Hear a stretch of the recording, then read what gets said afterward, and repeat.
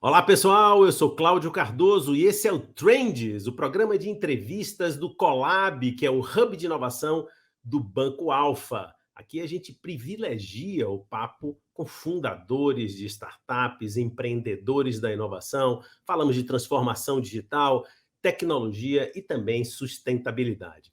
Hoje eu tenho um papo incrível aqui com o Fausto Vanin, papo incrível porque ele é incrível, né? Olhem bem, ele é cofundador da 1%, que é a maior empresa de blockchain do Brasil. Mas, surpreendentemente, o Fausto já foi feirante, vendedor de porta em porta e também professor universitário. Nesse lado aí, meu colega, hein?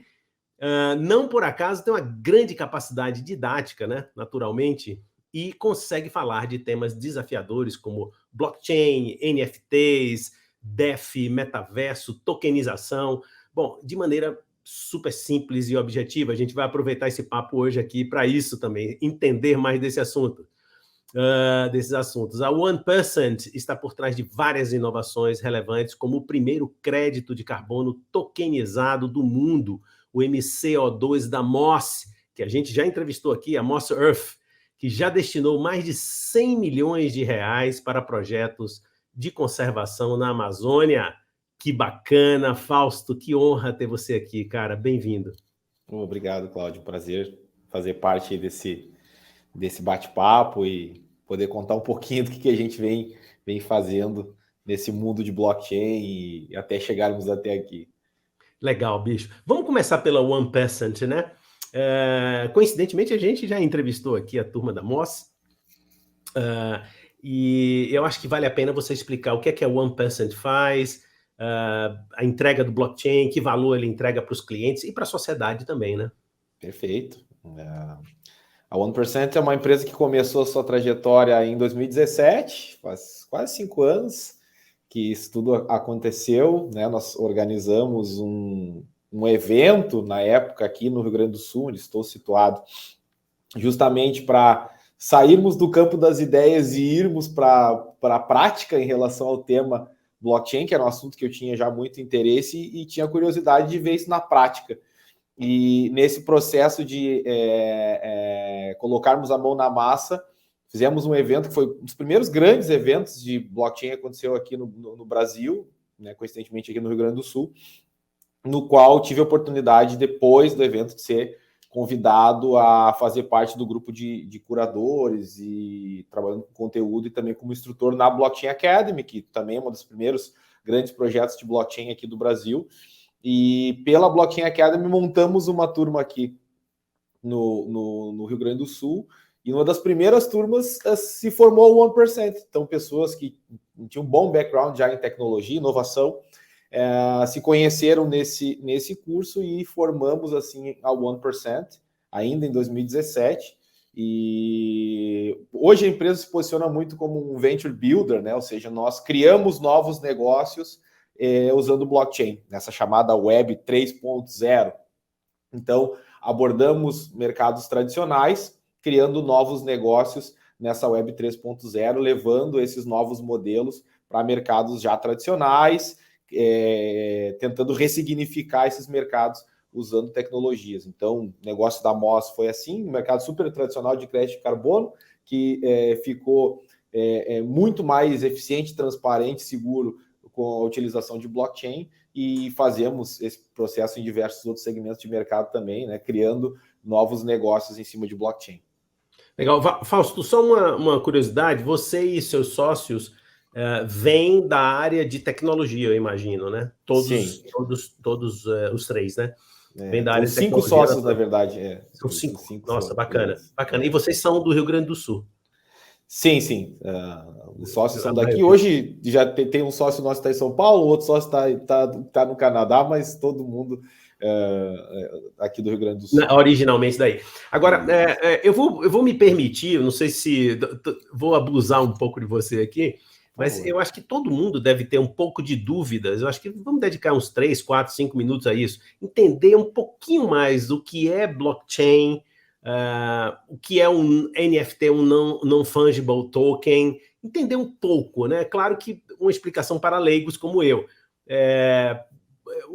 por que o blockchain ele cria essa Web 3, a Web 3.0, né, como se chama, Isso. né? Porque cria mais independência, autonomia. Tentar entender um pouquinho isso aí. Eu posso abusar um pouquinho de você? Não, por favor. Prazer. Eu já tive o desafio de fazer uma fala sobre isso em 3 dias, 3 horas e 30 segundos.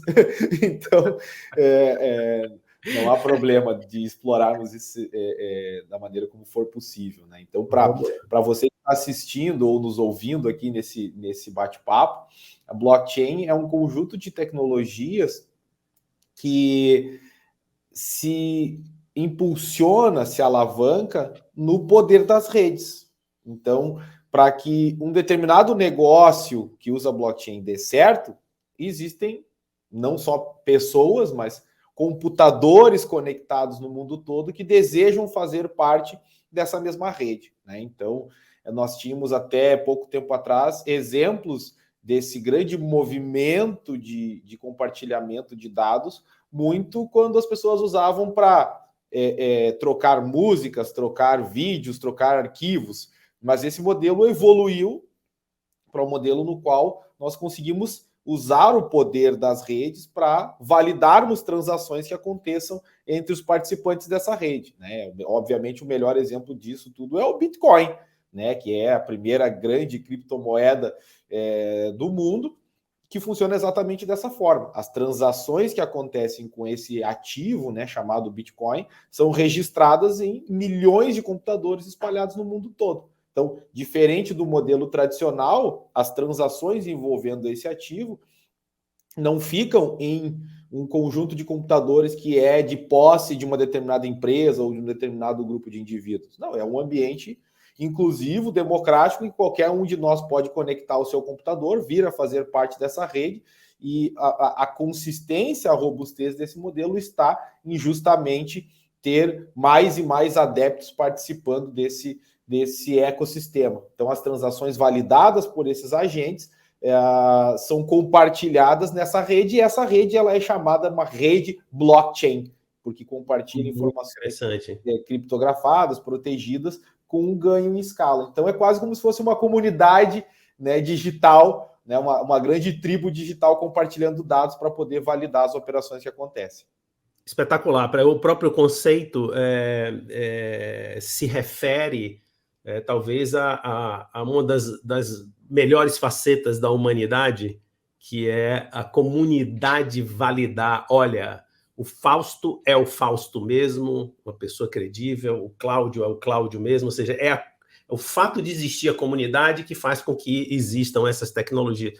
Isso é uma coisa fascinante, né? Uma coisa espetacular e revolucionária. A gente vai explorar um pouquinho essa questão da revolução, mas antes disso, com isso em mãos, como o Ampersand ajuda as empresas?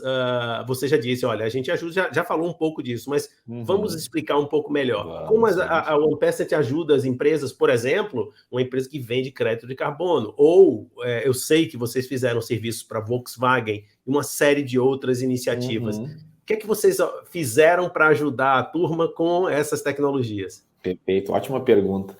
Apesar desse nosso background de tecnologia, nós cada vez mais nos posicionamos como um player de negócios em blockchain. Então, uma empresa que atua nesse mercado precisa entender os modelos de negócio e das oportunidades em que gerar soluções em cima dessa rede global de milhões de computadores conectados, interconectados, gerando transações. O que isso nos traz de novo, né? O que isso nos abre as portas? Porque a partir do momento em que uma mesma informação ela está replicada em milhões de computadores no mundo todo, ela pode facilmente ser auditada e verificada a sua validade.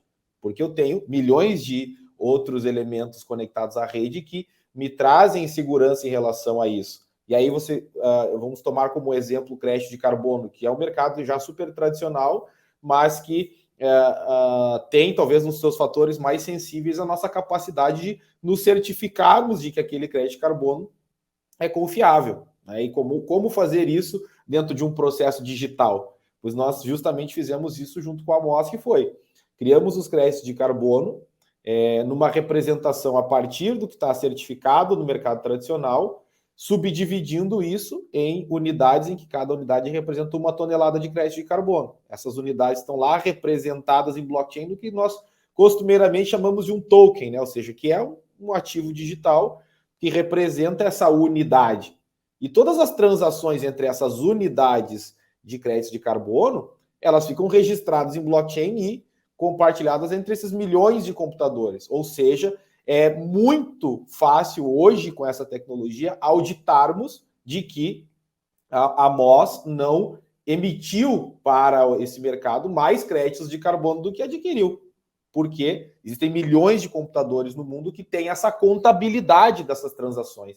E isso torna o processo muito mais transparente, auditável e acabou democratizando o acesso ao crédito de carbono, porque no modelo tradicional você precisava de um investimento muito maior para poder acessar centenas, milhares de toneladas de crédito de carbono, sendo que agora você consegue fazer a aquisição de apenas 1 tonelada, ou até mesmo uma fração de 1 tonelada de crédito de carbono, mediante a representação do token, né? Então, esse é um exemplo de que nós fazemos, né? E criando soluções dentro desse novo paradigma, né? O Cláudio até citou o projeto da Volkswagen, né? Que é um projeto muito interessante em que usamos também esse processo de criar um token, mas diferentemente do token de crédito de carbono, em que um token de crédito de carbono é equivalente ao outro, digamos assim, qualquer token MCO2 que você tiver, ele é equivalente um ao outro, como a gente costuma chamar, eles são fungíveis. Com a Volkswagen, nós criamos tokens que representam itens relacionados à história da marca, aos carros históricos da marca. Então, lá nós temos diversas unidades de token, mas aí uma unidade de token não necessariamente é equivalente a outra, né? Então, isso é o chamado token não fungível, né? Ou seja, a sigla lá do inglês, o NFT. Então, esse token representa artes feitas à mão, registros em imagens digitais dos carros históricos, imagens alusivas aos modelos, ou as linhas, né? Como a linha GT da Volkswagen, que é super admirada pelos fãs da marca, e lançando em pacotes as vendas desses ativos para que os fãs da marca possam estreitar sua relação, possam se aproximar da marca, inclusive se aproximar tanto que alguns deles vão, inclusive, ter o direito de visitar a fábrica, conhecer a equipe de design, conhecer, né, o museu de carros antigos da Volkswagen, numa maneira, uma abordagem de criar um novo vínculo de relacionamento, que eu acredito que é muito por onde essa abordagem de NFT passa. Muito legal, quer dizer, então são pelo menos 2 conceitos aí sensacionais para os nossos ouvintes, espectadores. Um é o blockchain fazendo uma autenticação pública por milhões de referências de que aquilo é aquilo mesmo. Agora, uma outra coisa é de que aquilo que está sendo comercializado ou representado, ele é único, né? Quer dizer, então o NFT ele dá essa ele trabalha com essa ideia do único. Eu acho que inclusive, né, eu não conheço muito bem essa história, tá, Mani? Mas eu tenho a impressão de que isso nasceu exatamente de uma iniciativa de arte mesmo, né? Um galerista, se eu não me engano, né? Eu não tenho muita segurança disso. Mas uma obra de arte é algo único. Então, ela não pode ser intercambiável com outra coisa. Então, essa ideia do NFT realmente também é uma revolução sobre uma outra revolução, né? Agora, para a gente explorar um pouquinho mais, e o que é que isso tem a ver com o Web 3.0? Eu não sei se é assim que se chama, Web 3. Qual a diferença da Web anterior? Qual é a diferença? Perfeito. O que é que tem de diferente nisso? Muito bom. Essa é uma pergunta excelente, Cláudio, porque talvez até o termo Web 3 que nós usamos nem fosse a melhor forma de definir as coisas, né? De definir esse novo paradigma, porque diferente da Web 2, né, que, de certa forma, foi uma evolução para onde todos nós fomos, né? Porque a Web 1.0 é aquela web em que nós usávamos a internet muito como depósito de algumas coisas, né? Vivíamos no mundo tradicional, as empresas já estavam, digamos assim, digitalizadas com os seus negócios, mas ao final do dia ia um e-mail formalizando alguma coisa. Ao final do dia se atualizava um site, se postava uma notícia, né? E isso era muito o uso da Web 1.0, né? E quando avançamos para a Web 2.0, passamos a habitar esse ambiente de uma maneira um pouco mais pervasiva, né? Então aí vivemos as redes sociais, né, a presença digital, não só a presença das marcas, a presença dos indivíduos, né? Temos pessoas que hoje são influenciadoras digitais, então o digital criou uma representação muito, muito potente do que pode ser aquilo que a gente entende como negócio. Isso é, né, um resumo do que a gente entende como sendo essa web 2.0. E sinaliza para nós uma possibilidade de avançarmos para uma nova web, que estamos chamando de web 3.0, que não necessariamente é um caminho de onde tudo tudo sairá da web 2.0 e irá, mas eu acho que é um caminho que complementa a web 2.0 a partir de um momento em que nós temos esse grande estofo, né, essa grande infraestrutura de computadores conectados em redes blockchain, como citei anteriormente aqui nessa breve explicação sobre o tema, e esse grande volume de computadores mundialmente conectados, gerando transações e uma memória confiável, auditável, transparente de todas essas operações, nos gera uma internet da confiança, uma internet dos ativos digitais, uma internet das operações em grande escala, das operações globais, das transações em tempo real no mundo todo. Então, é quase como se pensarmos que na Web 2.0 a Bolsa de Valores encerra a operação às 5 horas da tarde. E no mundo da Web 3.0, o mercado não fecha. O mercado funciona 24 horas por dia. Então, acho que essa é uma boa analogia de o que sinaliza para nós essa Web 3.0 e diferente da Web 2.0. Então, talvez aqui, nesse chamado Web 3.0, estão residindo algumas pautas, como a gente já começou a escutar, né? E falamos um pouco sobre NFTs e o tão falado hoje em dia metaverso, de certa forma, está um pouco mais em cima dessa chamada Web 3.0. Vou aproveitar essa carona, mas olha, eu confesso que eu estou doido para fazer perguntas também sobre a sua trajetória, como a coisa nasceu e tal, porque só a sua apresentação aqui já suscita essas curiosidades. Mas eu vou aproveitar só essa carona dessa verdadeira aula, Fausto, que você está dando para a gente fazer uma provocação do metaverso, né? Quando um leigo como eu, ou um semi-leigo, digamos assim, eu estou próximo, mas não sou especialista, e pensa no metaverso, eu penso nos óculos de realidade virtual, em mergulhos em lojas, e eu vou fazer compras daqui do meu gabinetezinho aqui e ver realidade aumentada, etc. E eu penso assim, nossa, mas esse negócio está tão distante ainda, todo mundo vai ter que comprar esses aparelhos. Será que esse negócio vai colar mesmo? Ou é uma onda assim, meio de moda, e está todo mundo falando de uma coisa que ainda vai demorar para acontecer? Essa é a minha provocação sobre o metaverso. Perfeito, e excelente a sua provocação, inclusive necessária, né? Porque nós que vivemos muito dentro desse mundo de tecnologia e inovação, nós também precisamos ser muito, muito atentos ao impacto daquilo que a gente fala, daquilo que a gente traz e que isso gera no mercado. Por quê? Trazendo exemplo recente, né? Mark Zuckerberg, né, transformou a sua empresa, até então chamada Facebook, numa empresa chamada Meta, justamente sinalizando para o mercado de que o conglomerado todo acredita numa convergência para o que temos chamado de metaverso, e que na concepção do Facebook como conglomerado trata-se de o metaverso, né? E não necessariamente um metaverso. E o que ele quer dizer com isso? Eu vou tentar pegar a partir dessa perspectiva muito própria dele para a gente tentar fazer uma análise aqui. É de um espaço em que a gente fica cada vez mais imerso dentro desse contexto que nós temos de redes sociais, que, do ponto de vista dos negócios da Meta como conglomerado, já englobam Instagram, WhatsApp, Facebook, que são ambientes que consomem do cidadão médio brasileiro, global, eu arrisco dizer, mais de 90% da sua atenção hoje está dedicada a essas plataformas.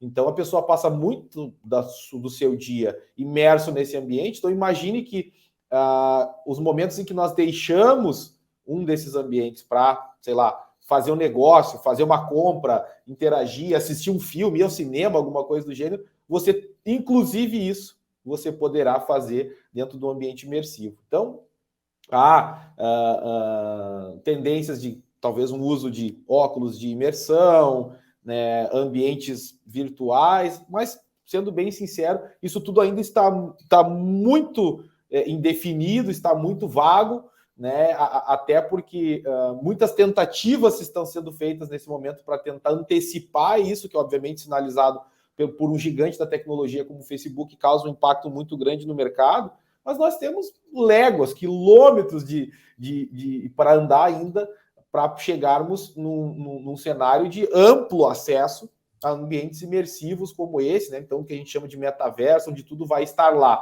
Então, do ponto de vista da promessa, digamos assim, do que é o sensorial de estarmos imersos num ambiente, Brasil, nossa realidade ainda está um pouco distante disso, né? O cidadão médio brasileiro hoje precisa apagar um aplicativo do celular para instalar outro, né? Então, essa é a realidade da maioria das pessoas aqui no Brasil. Por outro lado, também não precisamos esperar chegarmos num contexto em que as pessoas vão estar vendadas, digamos assim, para que elas saiam das suas realidades. Os ambientes das redes sociais hoje já cumprem boa parte desse propósito de fazer com que fiquemos imersos ali na tela, né, rolando aquela timeline infinita, né, o dia todo. Então, já vivemos um processo de imersão que a gente muitas vezes já está super conectado nesses ambientes, né, de interação digital, e que o metaverso muitas vezes ele não é tão diferente disso quanto a gente imagina. Perfeito. Bom, Fausto, eu aprendi aqui com você que o metaverso, na verdade, já está aí, né? Eu não me lembro, acho que anteontem eu estava caminhando num parque aqui em São Paulo e veio uma família em minha direção. Eu supus que era uma família, mas um tanto dispersa, assim, tava próximos, mas dispersos. Então, todos no celular e sem olhar onde estavam no caminho, mas num parque. E claro que eu também não estou falando nenhuma novidade, isso tem 15 anos que a gente está falando, né? Mas é claro que quando a gente está num ambiente desse é um pouco desconcertante, né? Eu pensei, nossa, e agora te ouvindo, eu pensei, nossa, eles já estão lá no metaverso, né? Porque eles nem no parque conseguem ficar, nem juntos, é uma família, né? Era domingo, dia das mães, então era foi uma experiência, sei lá, que me remeteu essa sua fala. Muito legal, Fausto, a forma como você aborda, eu acho que revela o caráter da One Percent, né? Eu estou falando One Percent, mas é One Percent, né? Como se pronuncia mesmo, né? Da One Percent, né? Quer dizer, o caráter de vocês, essa sabedoria de usar alta tecnologia e entender que aplicações reais dos clientes vocês têm. Bastante inspirador. Eu quero aproveitar esse gancho, Fausto, e logo na abertura eu li um pouco dessa sua mini carreira e tal, um pouco, mini carreira não, a mini bio da sua longa carreira. E ali tem feirante, vendedor, professor, esses elementos particularmente eu valorizo muito, porque são muito, além de serem atividades muito nobres, elas são muito ricas em vários aspectos que, eventualmente, a caricatura do tecnocrata que fica ali na frente da máquina separa, né? Assim, nossa, que coisa, como é que o cara foi um vendedor de porta em porta e trabalha com blockchain? O convite aqui é para que você conte um pouco exatamente essas heranças de experiências espetaculares. Eu, pelo menos, considero assim e valorizo minhas pequenas experiências também nessa direção. E como isso pode inspirar fundadores ou criadores de startups, gente jovem que está nos assistindo e dizendo, puta, eu quero ser igual ao Fausto. Joia, Cláudio, ótima pergunta, difícil de se responder de certa forma, mas vou tentar ser breve, mas contar uma história aqui para quem está nos ouvindo, nos assistindo, que eu acho importante compartilhar também um pouco sobre isso, né? E gostaria de começar aqui honrando, eu carrego no meu nome Fausto, em homenagem ao vô Fausto, meu avô, né? Meu avô que chamava Faustino, que, pasmem, provavelmente quem está ouvindo, foi um homem negro escravizado. Uau! Então, o meu avô foi um homem negro escravizado. Escravo no tempo da escravidão mesmo. É que o pós-escravidão, né, continuou, pós-lei áurea, esse processo seguiu acontecendo por muitos anos. Né? Certamente. À margem da lei, né? Então, o meu avô foi negro fugido do interior de Santa Catarina e fugiu para o interior do Rio Grande do Sul. né, onde formou sua vida com a minha avó, né, e com as suas habilidades, enfim, trabalhava construindo cercas de pedra, né, as taipas, como chamam aqui no Rio Grande do Sul, né, ajudou a construir a belíssima catedral que tem na cidade de Vacaria, onde eu nasci, né, tem a mão dele nessa obra de arte, que é essa construção, por ser um grande artesão. Mas negro fugido, meu avô, então não é uma coisa distante da nossa realidade quanto a gente imagina, né? E eu fui criado no matriarcado, né? Tanto a minha mãe quanto as minhas tias, minha avó, mulheres que criaram uma família maravilhosa. Então eu tenho a felicidade de ter nascido num espaço criado e conduzido por mulheres de muita fibra, né? E eu cresci vendo a minha mãe acordar de madrugada. Minha mãe é professora do estado, né? Hoje em dia já aposentada, concursada, a primeira pessoa da família que tem ensino superior.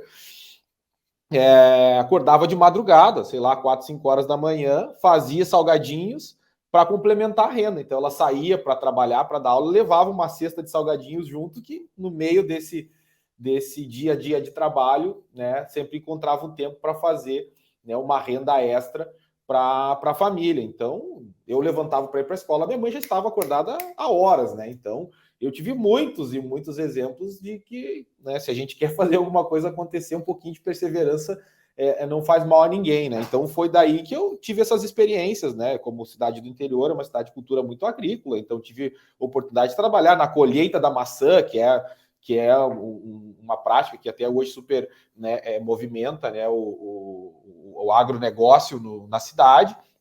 Trabalhei na colheita, depois trabalhei na fábrica, trabalhei no chão da fábrica, trabalhei no depósito, trabalhei no escritório, então fui galgando alguns espaços, né? E mesmo na época que eu já estava no escritório trabalhando na empresa, no sábado ainda trabalhava na feira, então ia com a empresa, trabalhava e vendia na feira, né? Então tive a oportunidade de trabalhar como feirante, né? Que foi uma coisa assim muito legal, você montar aquela vitrine, digamos assim, né? Montar tudo muito bonito para você poder atrair, né, o cliente, né, e fazer esse processo, né? E aí eu me lembro, eu estava comentando, inclusive, recentemente, com a minha esposa, a alegria que era que todo sábado era R$15 que eu recebia para trabalhar, então aqueles R$15 já me garantiam o final de semana, porque eu saía cedinho, ia para a feira, trabalhava até meio-dia e naqueles R$15 dava com sobra para o final de semana, né? Então era uma renda extra que era muito bem-vinda, né? E tive a oportunidade também de ser vendedor de porta em porta, vendia brindes, né? Então, canetas, chaveiros, enfim, todo esse tipo de brindes para poder gerar uma renda para mim, né? Porque eu também não estudava, não tinha, né, não estava no emprego formal, gerava uma graninha para eu poder ter as minhas coisas, né? Então, as coisas que eu queria poder acessar e conquistar, eu fazia isso para poder ter essa graninha a mais. Aí depois, enfim, por toda a influência, né, da minha mãe, que já tinha feito faculdade, tinha se formado, eu fui muito objetivo em escolher, não tinha, entre umas 4 ou 5 opções que existiam na faculdade, lá quando eu fui fazer o vestibular, processamento de dados era a opção que me pareceu ser que teria mais demanda para o futuro, né, em termos de oportunidades. Foi a escolha que eu fiz, e aí acabei ingressando nesse mundo aí pela tecnologia, e aí faz 20 anos que estou dentro desse mundo aqui, né, criando, enfim, desenvolvendo novos negócios. E a 1% nasceu dentro da faculdade já? Já no período de faculdade? A 1% nasceu já depois que eu tinha... eu terminei, fiz a graduação, me formei em 2013, imagina... eu daí fiz mestrado, né? E recentemente completou 15 anos que eu terminei o mestrado já. E aí, em 2017, quando nasceu a 1%, eu já tinha concluído o mestrado, já fazia um bom tempo, né? Porque eu terminei o mestrado em 2005, né? Então, em 2017, então 12 anos depois, nasceu a 1%, né? E aí, mas nasceu dentro de um processo de aprendizagem, né? Então a Blockchain Academy é um espaço de aprendizagem, é uma escola, enfim.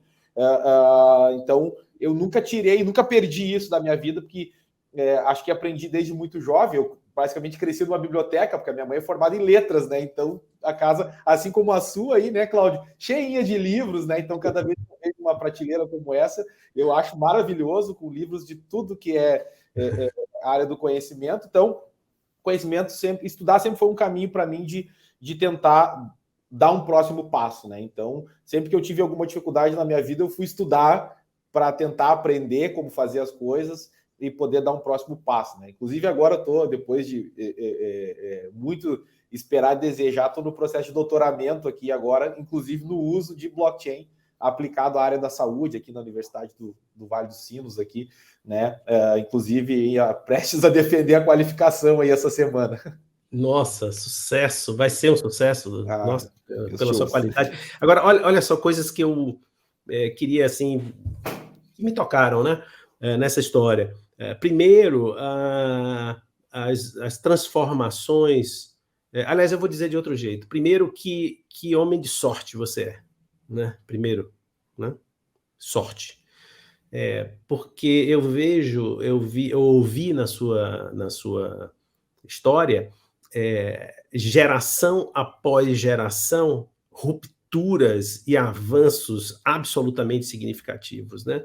O seu avô enfrentar uma situação vergonhosa, né? Que faz parte da nossa história, das Américas aí, particularmente, né? E superar isso e construir coisas espetaculares. Sua mãe, que fez um outro avanço espetacular, sua mãe, suas tias, fez outro avanço espetacular e criou um ninho, um espaço para que surgisse um cara intelectual como você, né? Com uma bagagem já em outro andar, né? Então, são gerações, às vezes. É engraçado, porque isso me toca de forma particular, porque eu tentei fazer da minha vida, para os meus meninos, algo dessa ordem, assim. Eu tentei, e tento ainda, né, fazer com que eu sirva para um passo maior, para eles alcançarem coisas que eu esteja na base apenas, e que eles alcem voos. E acho que podemos já, né, a essa altura, já reconhecer que isso foi feito. Então, acho que essas coisas eu queria destacar, né, porque são muito importantes. Às vezes a gente pensa que mudanças significativas se fazem muito rápidas. Não, às vezes são gerações para se fazer. Claro que depois você olha a rota de um cara como você, Fausto, aí você vê evoluções incríveis, mas tem uma base de rupturas importantíssimas, às vezes muito mais difíceis do que nós fomos capazes de fazer. Exato. Né? Se eu tenho a condição de acessar esses espaços, né, Cláudio, eu sempre que eu posso, eu faço questão de reconhecer isso. São pelas concessões que foram feitas, né, pela Maria Salete, a minha mãe, né, a Madinha, fez tantas, imagina quantas concessões ela fez, né, quantas ela abriu mão na vida dela e na trajetória dela, para que eu pudesse ter oportunidades. Né? E isso não se restringe a ela, as minhas irmãs, né? Eu ainda tenho mais 2 irmãs, então somos 3 irmãos. Quantas delas abriram mão para que eu pudesse ter a oportunidade, sei lá, de fazer um curso, de fazer uma viagem, de fazer... não é um passo individual, né? Exatamente, isso, coisa coletiva. Exato, é uma coletividade e é uma ancestralidade de um valor muito grande. Então, e eu não estou aqui por passos únicos próprios, né, meus, e não posso, né, avançar isso por mim. Isso tem que avançar pelas pessoas que abriram mão de muita coisa para que a gente pudesse nesse momento batendo esse papo. E tocando pessoas que você não conhece, talvez não vá nem conhecer com essa gravação, por exemplo. Para concluir, Fausto, eu continuaria aqui com você por muito tempo, viu? Até entender a sua tese, a gente, talvez uns 5 dias, eu conseguiria pegar uma ideia. Mas eu queria encerrar fazendo uma provocação, que é o nome do nosso programa, né? Trends em inglês, tendências. O que é que você vê aí para os próximos passos desse mundo tecnológico, aí já dentro do seu frame ali de novo, de Web3 e blockchain, NFTs e metaverso, sei lá, o que é que você vê aí dos próximos passos? Perfeito. Eu vou convidar, então, você que está nos vendo, nos ouvindo aqui, que talvez esteja, não sei se preocupado, mas atento a essas pautas relacionadas a metaverso, como talvez uma evolução, um desdobramento de tudo que nós vivemos com NFTs nos últimos meses, te faço um convite para olhar um tópico chamado, vou passar o inglês aqui, mas a gente traduz, né? Decentralized Autonomous Organizations, né? Organizações descentralizadas e autônomas. Porque as chamadas DAOs, né, como é o nome próprio já diz, para mim representam uma tendência de desdobramento do que a gente tem visto em relação a NFTs, muito mais potente do que essa pauta de metaverso que ainda está um pouco fugaz. Então eu te deixo um convite para que você busque algumas leituras a respeito das DAOs, como elas funcionam. No Brasil nós temos exemplos ainda muito ancestrais desse modelo, mas como os exemplos dos modelos de cooperativismo, né, que aqui no Brasil tem um braço muito consistente, que você possa conhecer o quanto as DAOs são uma evolução do cooperativismo para modelo digital, escalável, global, com modelo de tomada de decisão descentralizado, autônomo. Então, o que nós entendemos hoje por organização ou até mesmo modelos de tomada de decisão, estruturas dentro da ética do poder, tudo isso pode ser ressignificado por um outro modelo mais centralizado, mais horizontal, mais escalável, mais inclusivo, e talvez você vai encontrar terreno muito mais inspirador nas pautas sobre as DAOs do que talvez em tudo que isso que está se gerando de pauta sobre metaverso. Então, deixo esse convite como uma tendência, porque eu acredito que isso pode gerar ainda surpresas muito boas para nós aqui como sociedade. Espetáculo, Fausto. Olha, parabéns. Convite aceito. A DAO vai estar na descrição do nosso vídeo para quem está nos acompanhando pelo YouTube. Já com o link lá para as pessoas explorarem. Vou colocar isso lá na nossa descrição. Fausto, muito obrigado. Deus lhe abençoe e continue lhe abençoando nessa trajetória que é rica para toda a sociedade. Um cara como você enriquece a sociedade, tá? Então, parabéns pelo seu trabalho e muito obrigado pela sua participação generosa aqui no Trends. Eu que agradeço pela oportunidade, parabenizo pelo trabalho, né? Foi maravilhoso ter conversado contigo, uma conversa extremamente acolhedora, me senti em casa aqui conversando contigo, então desejo, né, a você e todos os seus ouvintes, né, e as pessoas que acompanham também pelo canal no YouTube, que sempre possam desfrutar, né, desse espaço, né, com pessoas que possam compartilhar um pouco dessa história, como eu tive aí a honra, a alegria de compartilhar um pouquinho aí da minha. Então, obrigado e até uma próxima oportunidade. Chegamos ao final de mais um Collab Trends. Hoje eu conversei com Fausto Vanin, que é cofundador da 1%, a maior empresa brasileira de blockchain. Um papo muito esclarecedor. Então você já sabe, fique com a gente nos canais do Alfa, tanto no Spotify como no YouTube. Se você gostou, dê o seu like e se inscreva, acompanhe o nosso trabalho. Até a próxima.